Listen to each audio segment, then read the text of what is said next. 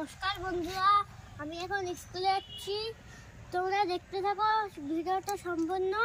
তোমরা যদি ভিডিওটা ভালো লেগে থাকে তাহলে সাবস্ক্রাইব, লাইক সব করে দেবে। চলো।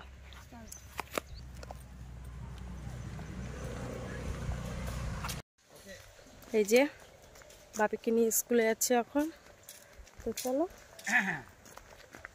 যাওয়া যাক। রাস্তায় বেরিয়েছি সবে, ফার্স্ট ঘন্টা পড়ে গেছে, বাড়ির থেকে আওয়াজ শুনতে পেয়েছি। দিদা যারা আছে ঠাকুর ভালো রেখো দাদু। রাধা আমি কারো কোল টান কারো পেট টান করি না, সবার সমান করে দেখতে হবে, বলো।